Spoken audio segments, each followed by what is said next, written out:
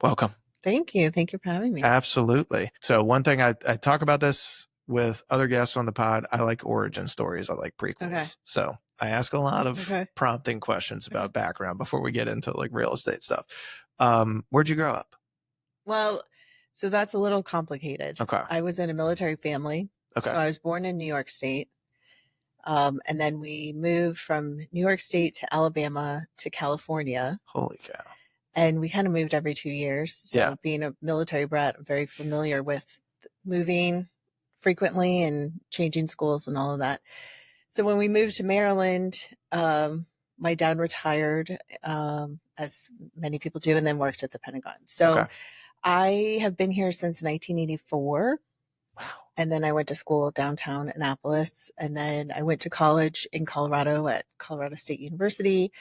And then I was recruited by Microsoft while I was in college. And then I came back here to help launch Office 97. No kidding. Yeah. Holy cow. Oh my God. Do you remember that? I do remember that. So then I've been here ever since. And then met my husband, who was born and raised here, and raised our 2 kids, or still raising our 2 kids. Yeah. Oh my God, that's so cool. So you said you went to Colorado State? For a little while, yes. Okay. So we had Travis on. I think he went there as well. Oh, did he really? Yeah. Yeah. He said, I knew that I wanted to get out of Maryland. Mm-hmm. I didn't know where I wanted to go, but I knew I wanted to ski. Oh, yes. Yeah. But yeah, he said it was great. I had one friend from South River who went to Colorado State. She lives up in Boston area now, but she had a great time. It's beautiful. It's changed a lot. Yeah. Colorado in general, the Denver area has changed so much. But it's just it's really probably the perfect state. Well, it'll be perfect if it had a beach. Yeah. But you can't get better weather than Colorado. It is pretty awesome. What made you want to go there?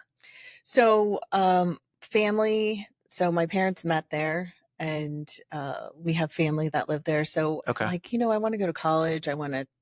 I was used to moving every couple of years, so it was weird when we stopped moving. So I wanted to go someplace where I had family that I could rely on, and because I was new and going to college, and so it was a great experience for me to go to college but still have family close by. Yeah, that's nice. What do you want to study? I don't really know what I wanted to study. When I started, I don't think I had an idea, because my mom was an artist, my dad was in the military, so it's not like I had somebody that I wanted to take over a family business or anything. But I think as I got through college and was taking classes, business just sort of seemed to interest me in those classes. So it was in between psychology and business, which they go together. Yeah. Yeah. Well, I mean, fast forward now, it's kind of translated pretty nicely. What's it like getting recruited by Microsoft in college? It was very interesting. I didn't really know what to expect. And it's sort of like everything in life, when you just take advantage of opportunities as they come along. Yeah. And it was a great opportunity, and it led to a great tech career that I had before this career. And I was able to travel and meet so many different people. And then that parlayed into, I helped launch the Sony Memory Stick. Do you remember those? Oh my God. Wow. So I would do the CES shows, and I remember we were at CES, and under this box glass case, there was this 1 gigabyte memory stick, and people were so blown away by that. And I would stand there, and people would look at it, and I'd answer questions, but I just remember that. And then after that, I helped launch Push to Talk, which was the Motorola Push to Talk, which was akin to the Nextel, those things. So those were far and away the most popular thing that you could. It was like the distant second during my high school years was the Sidekick thing that you could flip out. But the kids that had the Nextels or the Motorola's, that they could just chirp at each other all day. Yes. I don't know how the teachers dealt with it. It was brutal. So you got where did Microsoft tab you? Like Uh, where did they have you? Where did they have you starting out, or were you just kind of floating around? so I came back here and I did public information training sessions, and then the training session. I was a technical trainer, so I did training sessions for the public and for the employees at wherever they sold the software, Okay. which I can't even remember all the names. There used to be a lot of places. Oh yeah. So I would just do information sessions, training sessions, that sort of thing. Gotcha. Do you look at like where we're at on technology right now and think, holy shit, Well, this is crazy? it's funny because when I met my husband, I was building my own computers and Oh my I had, God. dial up and all these things. And he just thought that was the coolest thing ever. And so, and then he's just far away exceeded. I mean, he knows more about technology and computers than I ever. I mean, it's not my jam anymore. But just the speed at which things have developed. Oh, another funny story. I was one of the beta testers for texting. Really? Yes. And I had a phone. You remember the phone where you had to hit like 222-555? Oh my God, the So, TTY yes. texting. Yes. So my husband, who wasn't my husband at the time, we were dating. We both had phones and we were testing text messaging. I'm like, this is so dumb. This will never take off. I remember thinking the same thing. I was like, this is taking way too much time. People are never going to do this. They're just going to pick up the phone and call. This is so stupid. Well, little did I know. That's all I ever want to do now. That's it. In fact, the thought of a call is like, oh, I know. Don't call me. Just don't text call me, please, God, don't. I like my privacy. That is wild, Mhm. man. So you transitioned to real estate. Mhm. Was there something in between the tech sales and real estate?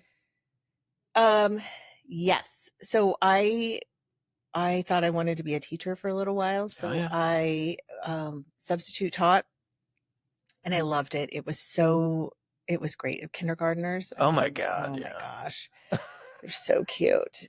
And then we were looking to buy our first house and we had a horrible, horrible experience. I went through 7 real estate agents. Oh my God. Mhm. And then I was like, you know what? So we found our house, our first house. We bought it unrepresented, which is silly now that I'm in the industry. And then when we went to sell it, I'm like, you know what? I could do this. I could list this. So I tried to do the for sale by owner route. Yep. Of course, I got contacted by every agent and it was just a nightmare. But it was 2005. So it was kind of the heart of Oh the yeah. market. And I thought this will sell in 2 days. Right. So it didn't. And people would make appointments and they wouldn't show up. And I had a newborn and it was really annoying. So we had an agent and she approached us and she said, if I could sell your house for what you want, including my commission, would you let me list your house? I said, done. And it sold in 4 days for way over what we had listed it for sale by owner. Dang. So we developed a connection and I became her assistant because I had a newborn. And then I just sort of fell in love with real estate. Is she still in the business? She isn't. No. No. No, I kind of got kicked out of the nest. So then I was perfectly happy to be an assistant. I was not looking to get out there and do it on my own. So, Man. Well, yeah, people underestimate real estate, especially in those early days, and how freaking brutal it can be. Brutal. Speaking of, walk me through your first deal. What was that like? Oh my gosh. I don't remember my first, it was over 20 years ago. So I don't remember my first deal. I remember my biggest deal. Okay, go. So I met a couple. I sold their house in Annapolis. They were a lovely couple. It was a great transaction. They loved me. And she said, hey, my sister's been trying to sell her house for a long time and I'm going to introduce you to her. I would love for you to work with her. And I said, great. So I said, where does she live? She said, St. Michael's. And I said, okay, Perfect. I love it. I love St. Michael's. So she introduced me to her sister who had, at the time, it was probably 7, 8 years ago. Okay.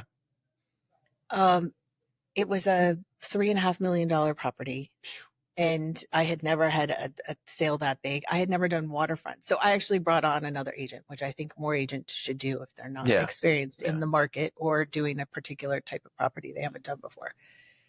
But I was just so blown away. And it was funny because sometimes I think in this industry, you have a little bit of imposter syndrome where you're like, No doubt.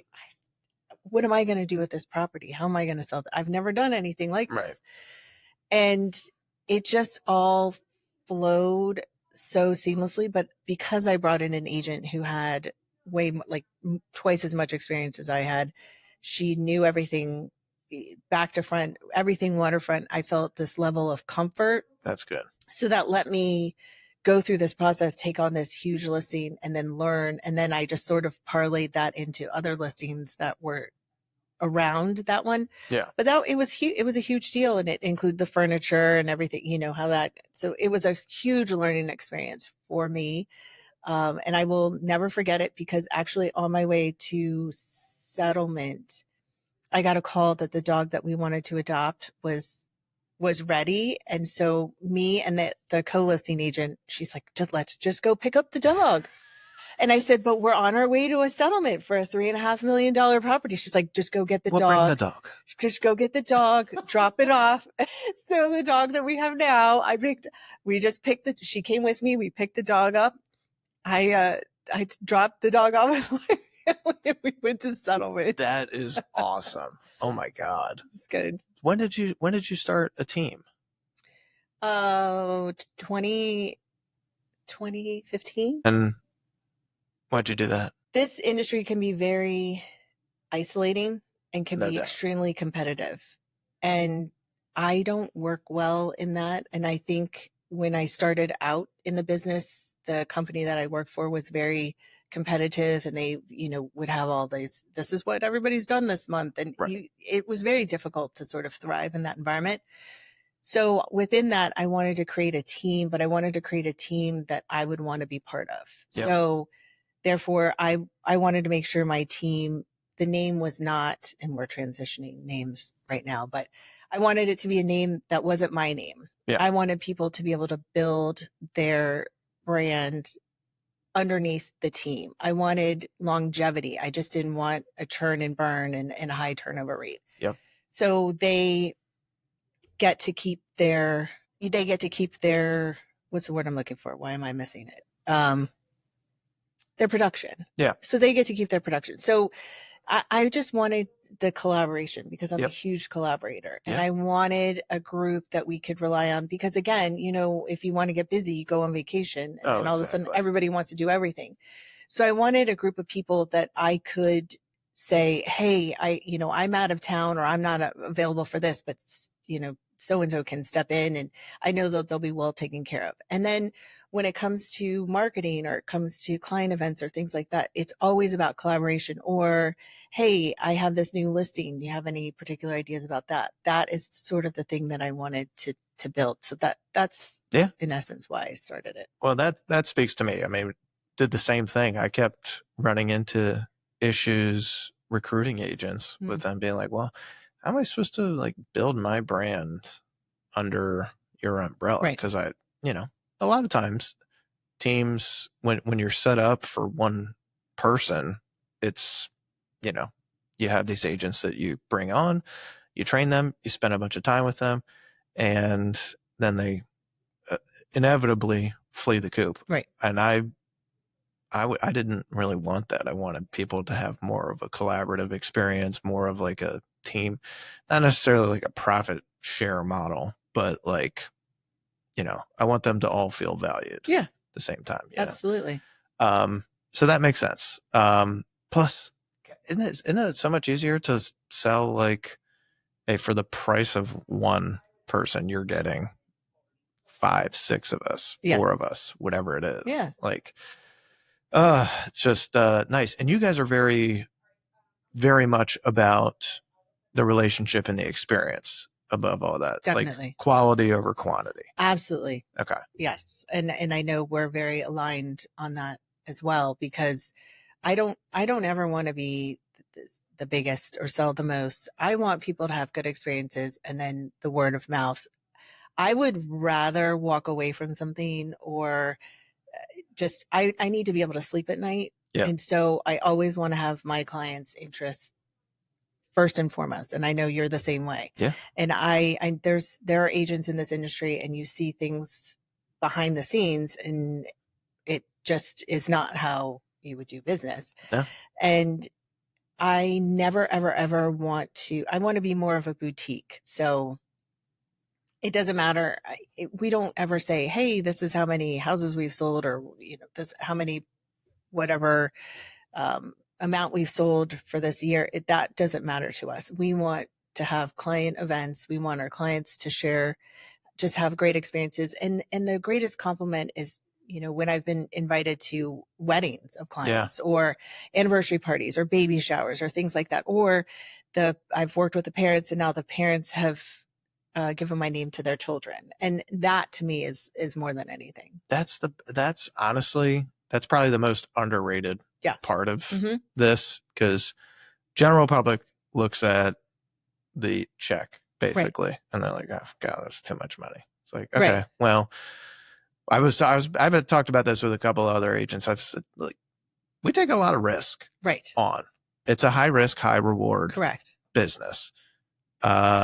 It's also not that much when it comes down to like an hourly rate. Correct. If we were to chop it up that way. Yep. But I'm totally with you on the experience and being totally relational, because that's like, how am I going to say this in a way that will make the most sense?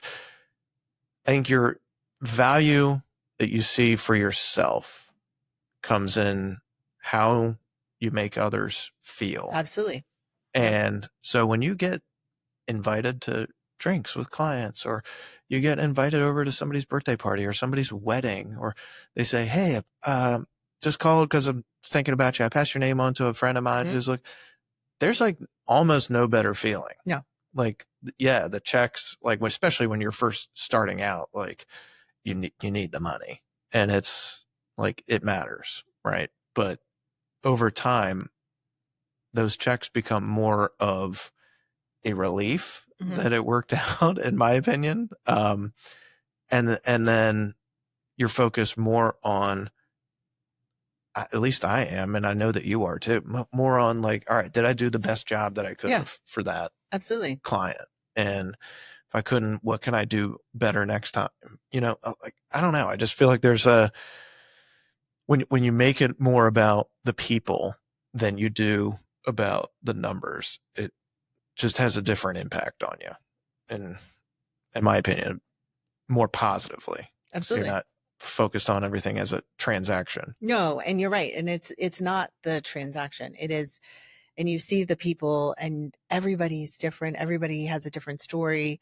Everybody has different ways that they like to go throughout the transaction. And so just having that experience, that's why I like when we're meeting with other agents, or we have that collaboration, and we can share stories about how certain things have been overcome, or different strategies that people have. Because I've been doing this over 20 years, and still don't know everything. I know a lot of things, but I feel like I can always be better and learn, and get experience from it. It doesn't matter from what agent, from how long they've been in the business, but I can always feel like I can learn more from clients or other agents. And being in it 20 years, you've seen like a couple of different waves in consumer behaviors and stuff like that. So you would think that's an advantage with client being like, actually, I've been through it long enough to see a couple of different waves like this, or interest rates like this. So here's what I would expect moving forward. Here's what we're seeing right now. I mean, real estate's a funny business, but it is like a prediction game, but you can't, I mean, God, especially the last couple of years, it's been damn near impossible to pick that stuff out. What do you think's changed the most for either consumers or agents over the last couple of years? I think all the noise. I think just that's louder. And I think that I think there are going to be a lot of agents that are getting out of the business who got into it because they saw a TV show and they thought it was Right. super easy, and we just go to lunch all the time and negotiate It stuff. does sound awesome. I'm not going to lie.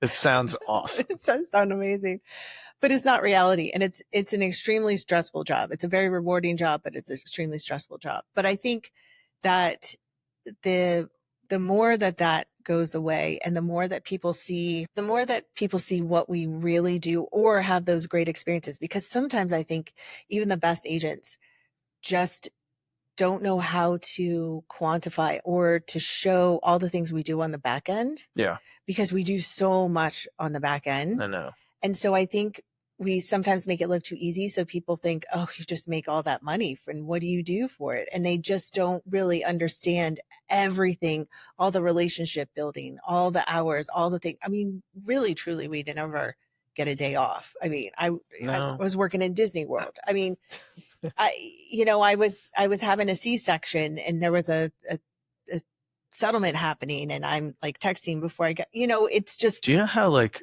insanely common that has become? Is Yeah. like how many women have been like in labor. Yes.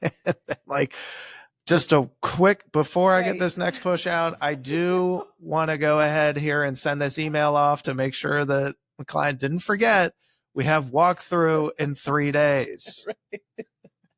It's crazy to me. You guys, like, of all the times that the only times that I've ever like turned my phone off have been like when my children have been born. It wasn't off for very long, Right. but it's like, do you not feel like, oh my God, if I don't do this, then I'm not serving them the best? Right. And I think that is the key behind it, is because you are so invested in how this is for your clients, and you care so much that is how you treat it. You treat it like it's your own. And I think that's the part that people don't understand. And I think and maybe people, I think a lot of this has to do with people, whoever started the lawsuit probably didn't have a good experience. Probably not. And probably felt like this was a waste of money. They got paid way too much. There are so many agents out there that their clients feel like, oh my gosh, they deserve every penny of all of this, because they handled this like a trooper from beginning to end, and were so professional and kept us out of legal trouble and guided us the entire way.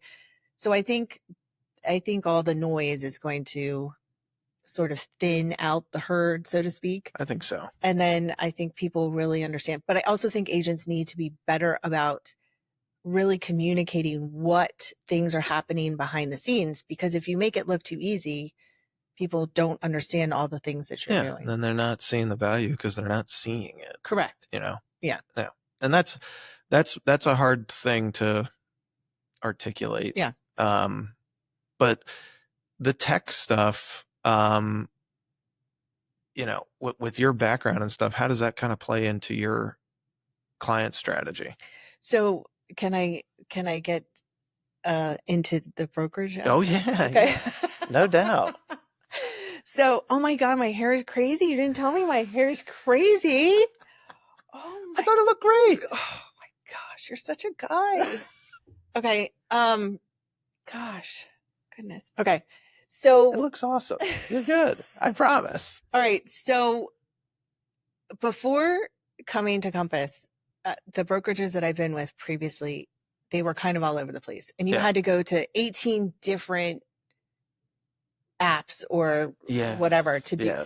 This is all sort of streamlined, and it helps because you're in communication with your client in one centralized location. So everything is there. And that, I think, has been what has been missing from all my other experiences with all the other brokerages, because everything was just piecemealed. And you can't really have a seamless transition or a seamless experience when things are MacGyvered together. It just doesn't work.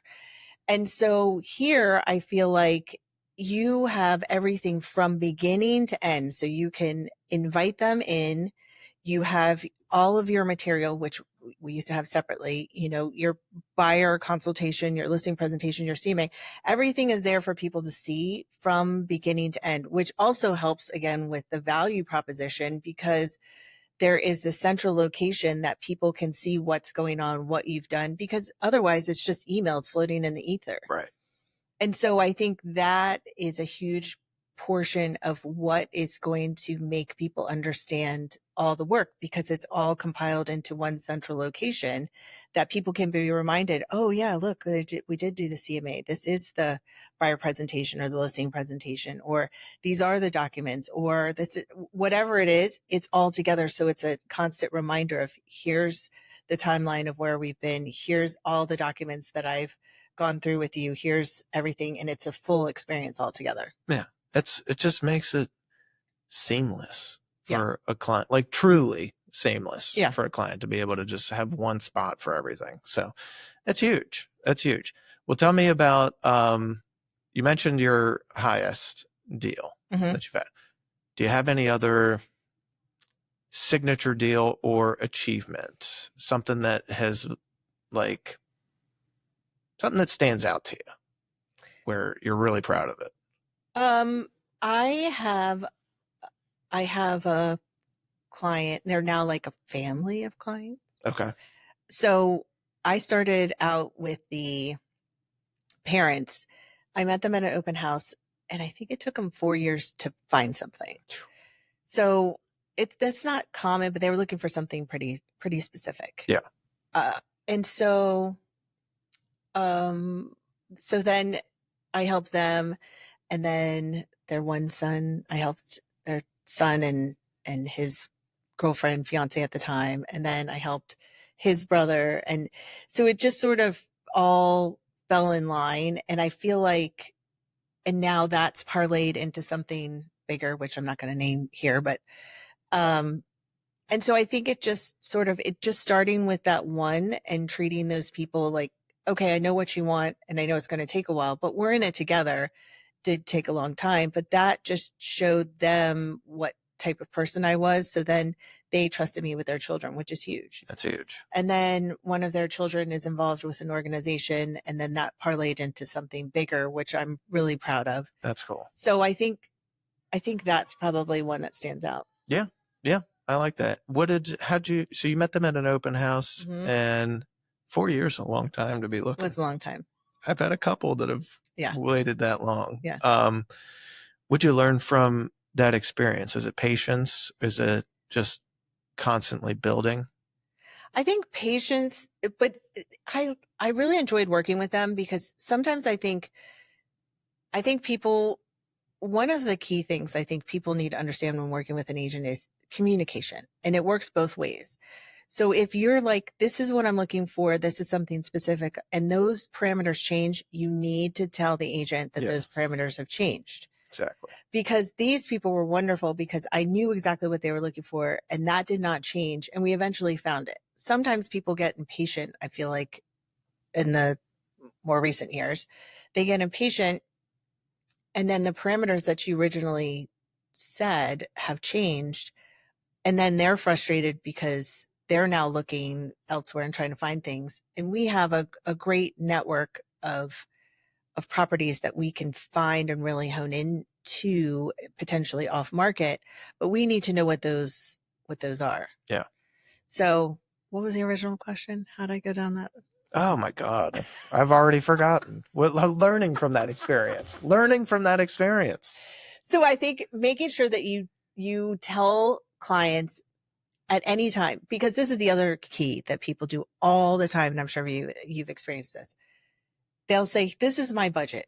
I'm up to $1 million. Okay, if you're telling me you're up to $1 million in this market, I might go say, oh, we'll go up a little bit, because things tend to sit on a little bit longer, but I won't ever change that parameters. And then they're sending you a $1.3 million property. Yes. And they're like, and you're like, I'm not getting 300 grand off of this thing. What? And they're like, well, this goes into my search. Well, you need to communicate that. So I think making sure you set communication expectations with your clients ahead of time is huge. The two-way communication part of that is great. Yes. Well making sure said. my hair is not No, you're good. You're good. Do you have a favorite neighborhood in Annapolis to sell in? No, I don't have a favorite. I don't have a favorite neighborhood that What about like a niche? Do you like any type of property the most? Um, I think it depends on the house. I Okay. think there are certain houses I get really excited about. I had a listing recently that was so it was it was like you took a house in DC and then you transplanted it Oh here in yeah. Rowan County. Oh yeah. And that I was really exciting because it was so different that uh I just got really excited about I love that. that. I love unique Yeah. places like that that can stand out, or something that seems like it's from like a different metropolis. Yes. Almost, you know what I mean? Anything different, I think Yeah, is what I different, get but like thoughtful and well done. Yes. Not different Mhm. where it's like, holy shit, were they Yeah. on mushrooms Right. when they built this? Um, That's a lot of waterfront properties, by the way. there Like is a tremendous amount of them. they're It's very taste specific, I call it, and I don't know why that is. it's because people have too much money at that point, and then they're like, we're just gonna do what we feel like doing, and they have bad taste And most of the let's time. not take advantage of the view, okay? Let's definitely not do that. And go ahead and etch a seashell into each window while you're at it, and charge me 3 times as much so that I can communicate this to my listing Correct. agent when I Yeah. want to sell. These were custom etched Correct. windows. Yes. Okay. Like they're going to come out Yep. within 2 weeks, buddy. So, um, what's the best advice you ever received as an agent? Not to take things personally. That's hard not to. It is hard not to. But one of the things in one of the classes I was in, the interesting way to think about it is buyer says, seller says. Because I think agents, you can feel personally invested, but I think agents tend to insert themselves. Yes. You can't insert yourself. It is buyer says, seller says. And you can always tell when you're working with an agent who needs the paycheck. Yeah. Well, Always yes. tell. And it's always buyer says, seller says. And literally the people that are like, well, no. You're not There's in no the, we. nope. Buyer says, seller says. And I think that's the best advice I got. I like that advice. What do you think one thing clients misunderstood or misunderstand most about the market is? Currently, Yeah. that it's going to be okay. We'll be all right. We'll be all right. We'll be okay. It's chaotic, but I think people just they need to not listen to the noise. Yeah. Well, Focus locally. Focus locally. Always, always, always. And stop listening to the national, there's no national real estate like focus locally always. And I think that'll be helpful. what's one thing that is on your desk or in your bag every day, not your phone? Chapstick. Oh yeah. Oh yeah. Dude, this time of year, Yeah. and honestly, I don't have any on me right now, which is upsetting. Wow. Almost all the time we Yes. have chapstick Uh-huh. here. It's a necessity. Favorite local business to unwind or meet clients at?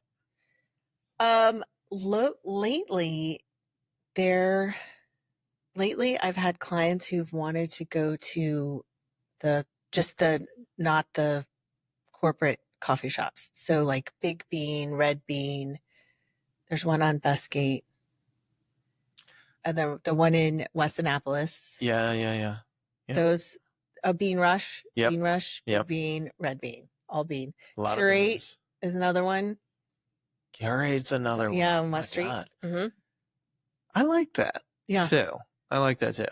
Yeah. You can get bored with a Starbucks interior. Yeah. They're all the same. It's just it feels local. It feels good. Like one of my friends' wives was always like, you are going to support local business. And the husband would be like, I could just buy the book on Amazon. Like it'll be here tomorrow. And she's like, no, you will go to a local bookstore and you will buy the book from them. Okay. That was still very good friends of ours.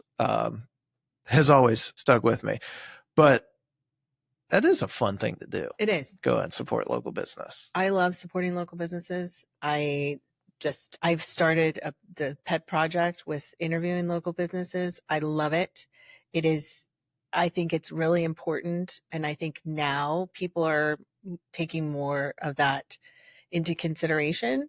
Yeah. And I think people forget about it because of the convenience. But if you sort of take the convenience portion out of it and just sort of get into your local community, I mean, that's how the communities thrive. Exactly. And so I think it's really important. Well, it goes back to the relationship building thing. I think it's cool, man. Imagine if you were out there and opening up a coffee shop, and like, wouldn't you want your community to come out and support you? So just trying to put yourself in other people's shoes. That's really cool. What's one luxury feature that you think is overrated? Oh gosh. Okay. This is probably going to be an unpopular opinion. I think the stupid pot filler. Okay, that's what I was going to say too. I hate the stupid pot filler because once it's filled, you have to lift it up and take it and dump it out. Like it's only like, I get it. It saves looks cool. one trip. And then it's like, what happens if it breaks behind the wall? I mean, that's a whole nightmare. Forget it. So that's been on my list of like, for years, honestly. Like, it does look damn good. It does. All right. I got you. Yeah. It looks good. Uh-huh. Practical? No. I don't get it. What's one that's underrated? Heated bathroom floors. Oh my God. Underrated. Oh my God. You're so right. Yeah. Let's see. What's one book, podcast, or movie that any deal maker should watch, read, or listen to? Well, this is going to be super just, I don't know, very vanilla at the moment. But I really do think the Let Them by Mel Robbins, I think that is really big, especially for this industry. Because I do think people tend to get wrapped up. It's sort of like that don't take things personally. I think that is probably very poignant for this industry and how stressful, and I think it's a good roadmap for getting people sort of in the right mindset. I like that. If someone were to play you in a movie about your life, who's going to play you? Oh, that's a good question. You know, I get all the time. I did a little thing with Jennifer Franciati. She's not an actress. But years ago, I was on pretending to be her. It was like a lookalike thing. People tell me I look like her. I look very familiar, but I don't get, no one says, oh, you look like so-and-so. So I don't know. Actress, I don't know. That's a good one. I haven't asked the question before to anybody. So you would be breaking the mold here. I get Napoleon Dynamite for me sometimes, or his brother Kip. Oh, all right. It's unpleasant.